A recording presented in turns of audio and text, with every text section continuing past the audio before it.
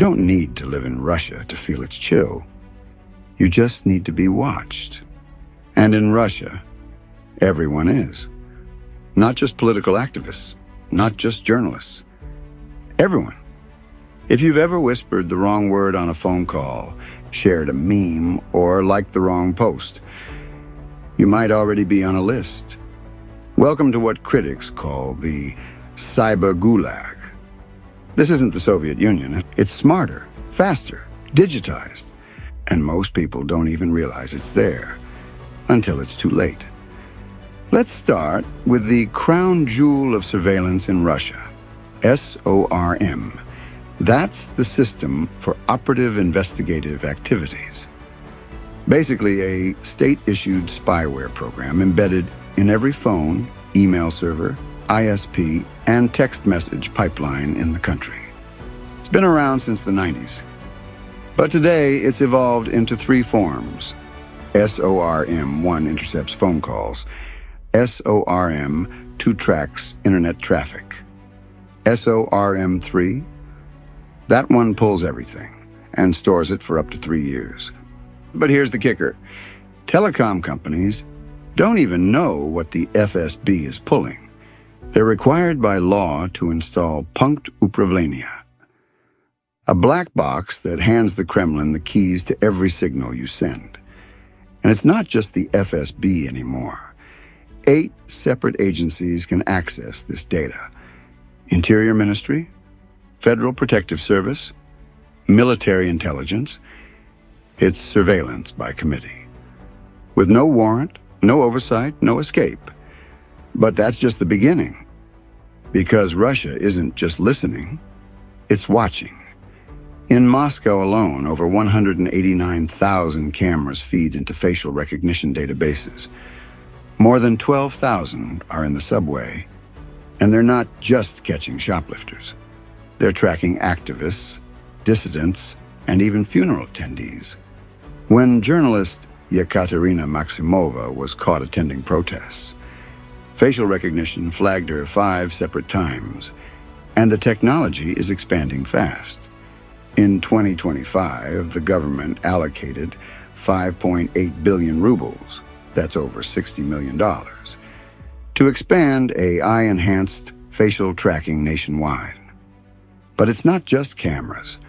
Russia's internet regulator, Roskomnadzor, runs AI systems like Oculus, scanning 200,000 images per day for banned content.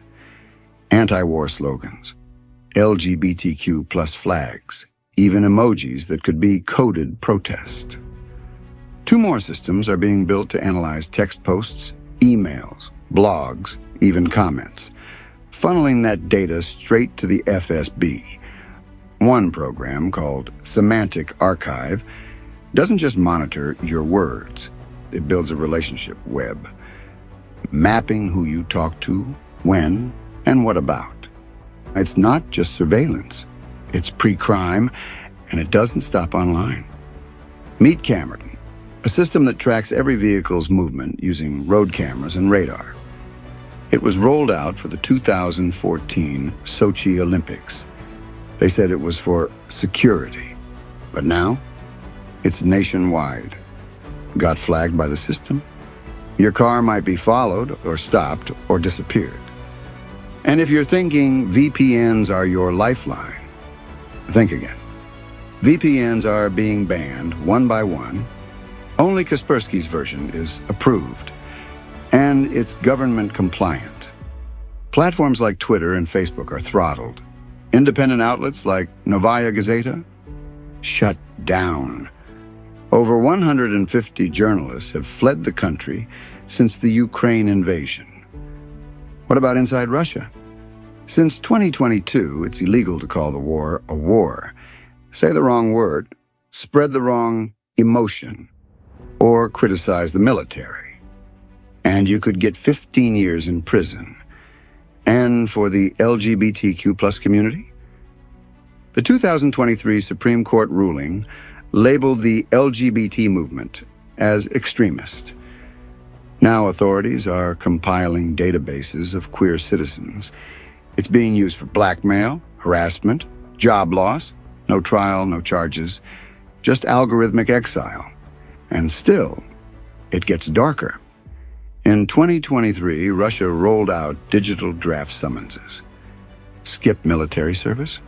Within 20 days, they'll ban you from buying property, driving, or even leaving the country. The plan is to connect your tax records, medical files, court documents, and voter data into one unified military database. The state won't need to knock.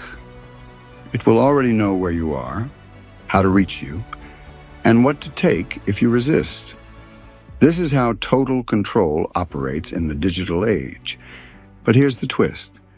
For all the power Russia has, it's still afraid. Afraid of memes, afraid of journalists, afraid of a blank sign held in silence on Red Square. Because when control is based on fear, the biggest threat isn't an army, it's a thought. That's why protesters are arrested before the protest. Why surveillance is preemptive, not reactive. It's not about keeping peace. It's about killing momentum. So what happens when the entire system is built not to protect, but to predict? When every word, every click, every glance is recorded, and when silence is the only safe response, Russia calls it national security. But history has another name for it, totalitarianism 2.0. So here's the question that matters. What happens when a government watches everything and trusts no one? Thanks for checking out my channel. It's called Think Again. It's all about rethinking what we've been told. Don't just scroll. Let's hear from you. Can surveillance keep a country stable or just scared? Let's keep the conversation going. Conversation equals action.